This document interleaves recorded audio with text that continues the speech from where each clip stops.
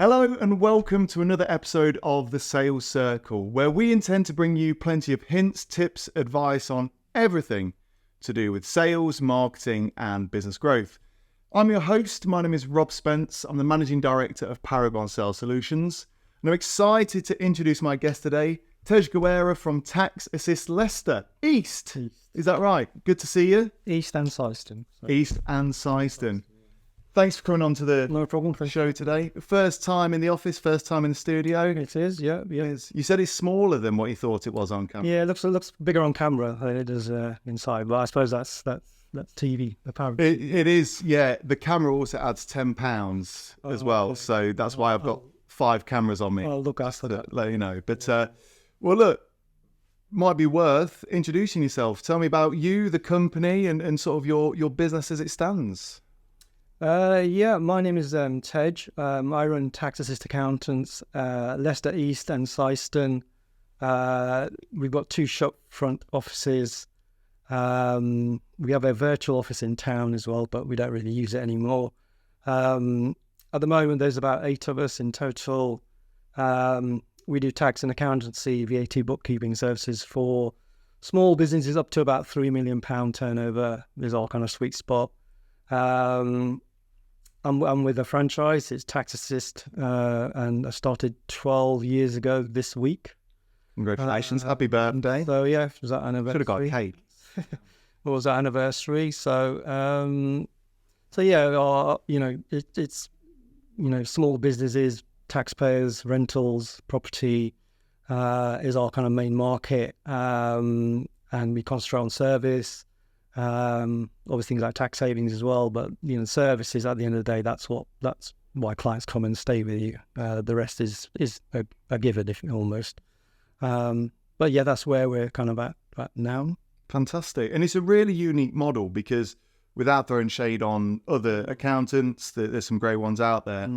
Tax Assist, they're very well known as being the high street accountant. I believe that's the tagline, right? So do you feel that sort of really benefited your business, sort of being there as a prominent face?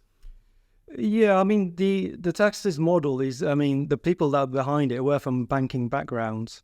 So in the early 80s, when banks became a bit more retail and it started to look more like shops rather than traditional banks, they were kind of behind that. And so they brought the same ethos to Tax Assist and thought accountancy on the high street.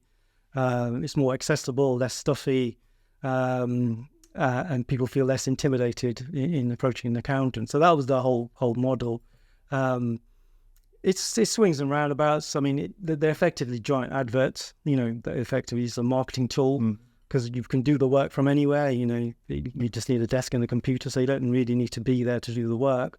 But from a marketing point of view, they're great marketing tools. The brand colors don't stand out. Everybody, recognizes them. So from a marketing point of view, it's very different to everybody else. It swings and roundabouts. If you're a shop, you may be seen as kind of just dealing with small businesses and not perhaps, a larger business maybe. So perhaps there's a perception problem there. You get more smaller businesses rather than slightly larger ones that you still service, but may think of themselves as not being your market. So, but I think on the whole is the benefit. Helps your profile, obviously. People know who you are. So definitely, it's just a model that I think is unique, really, in the accounting space. There are other franchises, obviously, but I don't think they're anywhere at the level that Tax Assist is, to be honest. Yeah, sure. And obviously, must be working well. 12 years in business. Happy birthday once again. Great achievement. Yeah, thank you. I mean, I could tell you a little bit about how I kind of came to Tax Assist. So, I came from a management accounting background. So I used to work in industry, but always at the back of my mind, I want to start my own business. I want to, one day do something, but completely unrelated to accountancy. I didn't want to do accountancy. I thought I know numbers, so I can use that knowledge to start a business, but not accountancy. So I started looking at franchising because franchising is a bit of a safer option. I don't think I would have done anything on my own, just not, brave enough perhaps. So I always looked at franchises, and I'd seen tax assists in the background and kind of read about them, but not really thought about going for them in any way. And you know, I'm a firm believer in like things will happen for a reason. You know, if they happen, they're meant to happen, and you know, you were meant to be where you're meant to be at any point in life. I mean, just to give you a better background, I'd kind of hit 40. I was doing a job, and I was in the probation period. I wasn't really enjoying it. I was meant to go to India because my sister-in-law was getting married. I was going to go for 2 weeks. My wife was going for like 6 weeks. And then I thought, actually, I'm not really enjoying this job at all. I'd rather just go away for 6 weeks and find something else. And that's what I did. So 6 weeks in, I came back and I thought, well, what should I do now? Started applying for jobs and everything, and still looking into the kind of business side of things. And what happened was, you know, one of those things, my father passed away. He was in India at the time, and a week before he's due back, he passed away over there. So he died, and I inherited a bit of money, and not a lot. I mean, you know, my wife wanted a new kitchen. It's about at that level, you know, it wasn't a lot of money. But it was almost a symbol in itself of, you know, I can do something with this now and, you know, change my life, if you like, come on over.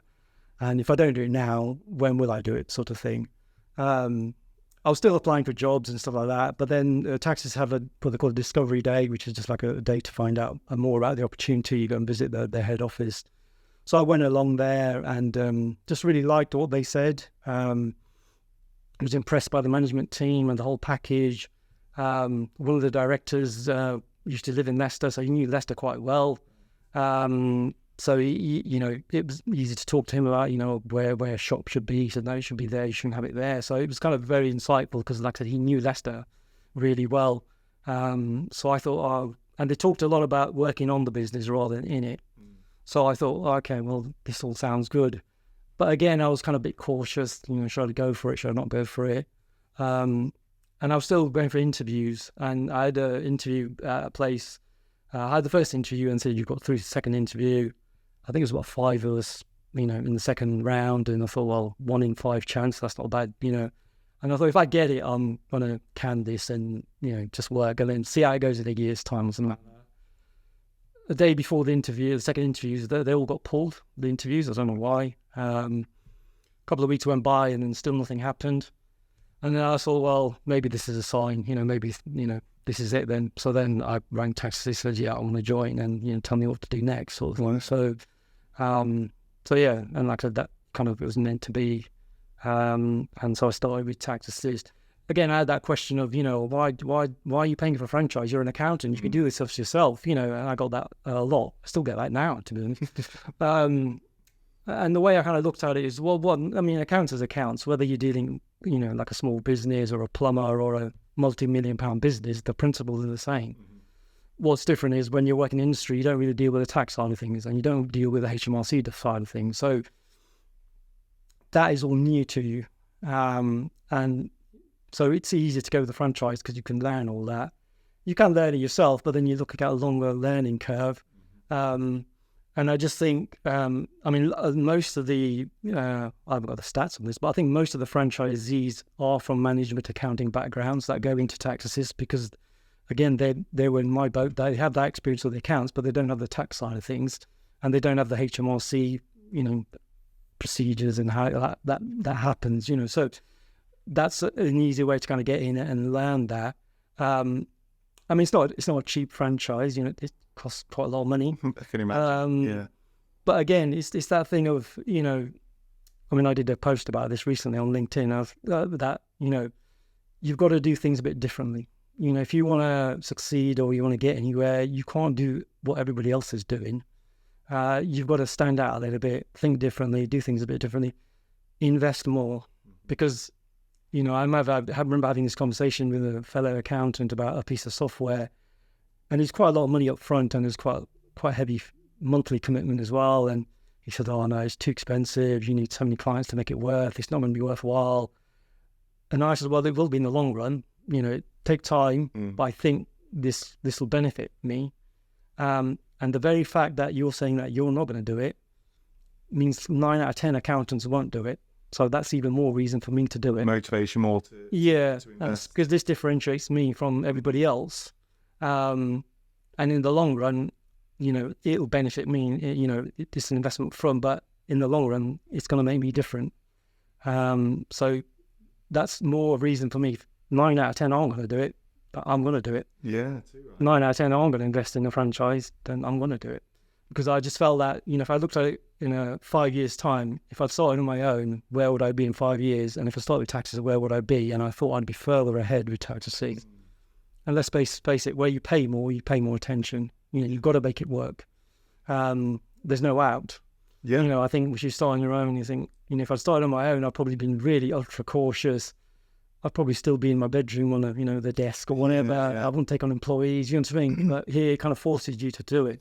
I was going to ask that. Do you feel, if you look back, there's 12 years ago or 12 and a bit years ago, I guess, there was obviously a crossroads there, wasn't there, between that franchise model and going alone. Do you feel you'd be those sort of 5-10 steps behind if you did it yourself? Do you feel? Yeah, I think there's no doubt of that, because I think you're just more cautious because it's your money at the end of the day, and you see with other accountants as well. You start up, and a few years down the line, there's still 1 or 2 man bands, and then they're not taking that leap because it's hard to take that leap yourself and say, well, I'm going to go for it big time.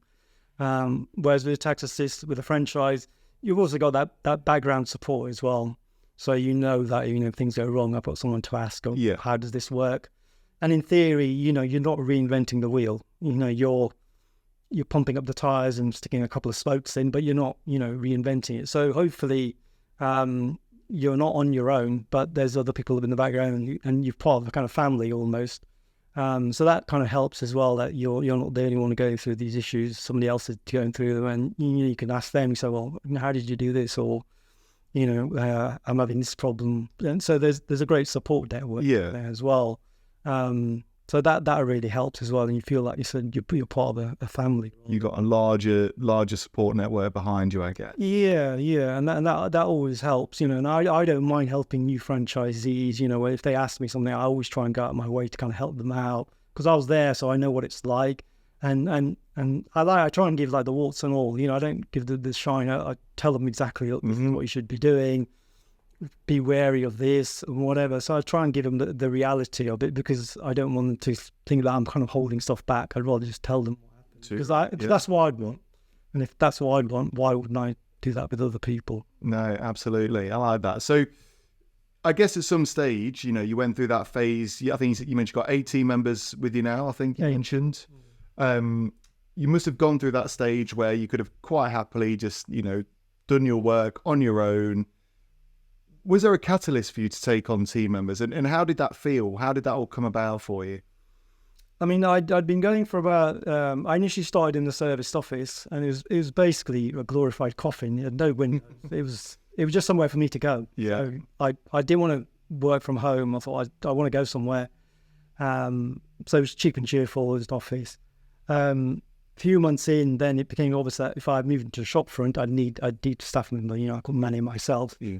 You have to have it open. So I needed someone, and started the kind of recruitment process. And again, it was one of those things where I say, if it's meant to be, it's kind of meant to be. I remember interviewing, going through the sort of CVs. I had this call, and she said, I sent my CV in. I was just wondering if I had a chance to look at it, blah, blah, blah. And I said, I've looked at it, and but she wasn't that experienced. She seemed quite keen, but not experienced. And I thought, well, that's the reason I've not asked you for an interview. And then she said, okay. But then she was quite personable on the phone, and I thought, well, she's taken the initiative to ring me, so I should kind of reward her with something. So I said, well, why don't you just come in? We'll have a chat. Yeah. So she came in, and I thought, I could see her working there. She seems really good. Like, experience-wise, I'd have spent more time kind of helping her, but she's got the right attitude, and she's really good with people. I think she'll do it. But at the back of my mind, I thought she's not experienced enough, and so I ended up offering it to someone else, and then they backed out because they got a job somewhere else. I ended up offering someone else, and they said they were making so many demands before they'd even started the job, and I thought, they've not even started yet, and they're giving me stress. So I kind of turned her down as well, and then I kind of went back to her and said, this is the situation. I can't start you full time because you haven't got the experience. How about you do it part time, and then we'll build from there. And she said, yeah, that's fine. So she's quite keen. And she's been with me ever since. She's now practice manager. Wow. So she runs the practice now. But yeah, like I said, it was kind of meant to be, and she was meant to work there. And, she's my right-hand woman, and I call her my office wife, So Does your real wife know about it? yeah, she just... I was going to say, I didn't want this to all come out now and there'll be a whole scandal. It's exclusive, yes, it's exclusive. No, so yeah, so like I say, it was kind of meant to be, and we've grown since then, and it's you get good people, you get the good, the bad, and the ugly. It's and recruitment at the moment, it's particularly hard at the minute. It's not easy to get people. And it's getting the right people who kind of get it, what you're trying to do. Have the right attitude, because you can learn the skills. You can learn how to do accounts or bookkeeping or whatever, but you can't teach attitude, and you can't teach that kind of motivation, like willingness to learn and be curious. So that's more important than the skills. And those people are kind of hard to find, and now they're even harder. A bit harder. I mean, I guess that we haven't prepared for this quote. I guess it raises another question, because you're not the first person to say that to me, and it's something obviously we've been through as a journey as Paragon. And I'm a big believer in, if you can get the right people, who get it, who get the brand, who've got the drive, everything else, the kind of skills can be taught. Do you have any sort of ways in which you tease that out of people during your application process? Is it just a gut feeling you have? How does that come about, do you think? I mean, in terms of like the job adverts, on LinkedIn, when I put it, I try to put things, a bit differently, a bit cheeky. I'm not just listing like, this is what I want you to do. This, it's not, and this is what we do, and it's all about us. It should all be about them. It's not about us. If I just got, we do this and we do that and we do that. I'm weeing all over the advert, if you like. It needs to be about them. So I try and make it so that this is the environment you'll be entering. This is what you're going to be trying doing for a client. It's that selling the sizzle, not the sausage. It's that kind of approach.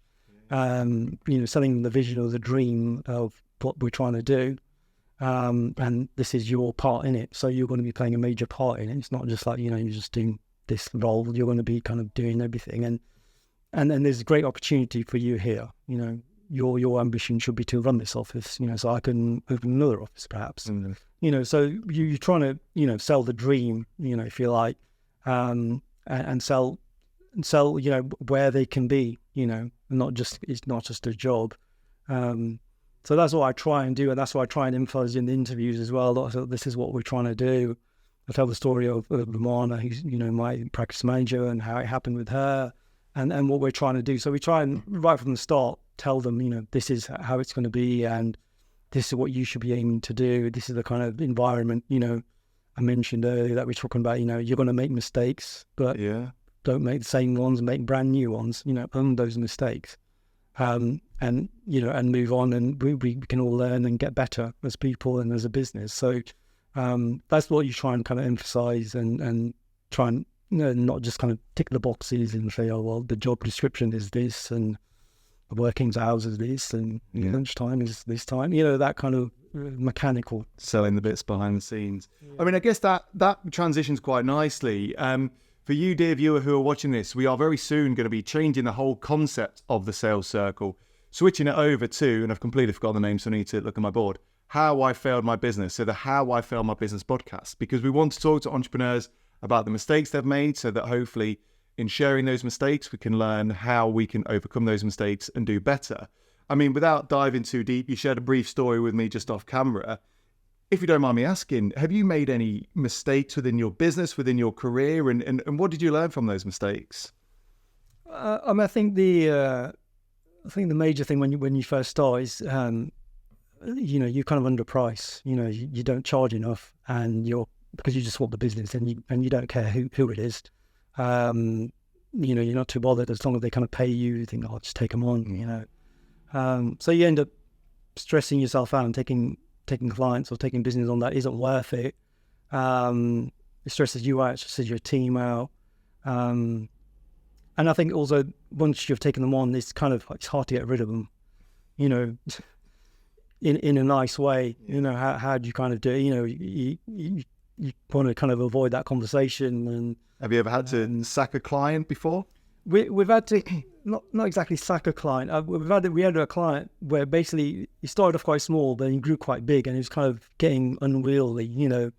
And we were trying to push him out the door, so I'd introduced him to someone else and said, look, they're much bigger, and the demand you're having, you know, we can't really cope with those. So, but then it's hard to kind of make them go, you know, unless something happens. And then things kind of went a bit wrong, nothing to do with us, but you know, they don't want to blame someone, so they end up blaming you. And it ended up being quite kind of toxic and quite stressful and just not very nice. And like I said, that it was a case of where, you know, if someone grows too big, you need to kind of get rid of them because they're just not gonna. It's not gonna work for them, not gonna work for you. And although we were trying to get them out, perhaps we should have, you know, kicked them out rather than kind of generally eased them out. And I guess that, going back to, you know, if we go back to your day one of business, you know, those 12 or so years ago, I assume that would have been a complete different decision for you. Because like I say, the start of many businesses, we just say yes to anything, take what we can. But you had I'll use the word courage to say, actually, this isn't right for us. Yeah, I mean, like I say, nothing is worth your peace of mind. You know, at the end of the day, no client is worth your peace of mind. So, like I said, in the early days, you need the money because you've got money going out the door and you need money to come in. So obviously we're at the stage now where I can turn down a lot of stuff, or I can be picky and choosy of who I kind of take on. And you know, every business will go through that. It doesn't have to be accountants. It could be anything, you know. But you learn that over time, and then you learn that, you know, nothing is worth that kind of peace of mind. You know, as the older you get, the more you want that kind of peace of mind, really.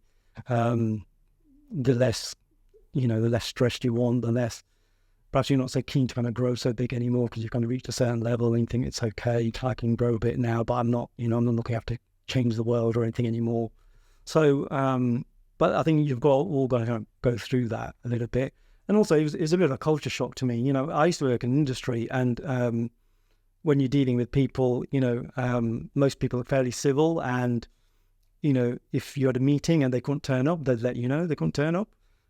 So when I started Taxis, that was a culture shock. I'd make an appointment with someone, I'd go and see them, and they weren't even there. And, you've gone to London today. Well, we had an appointment, you know.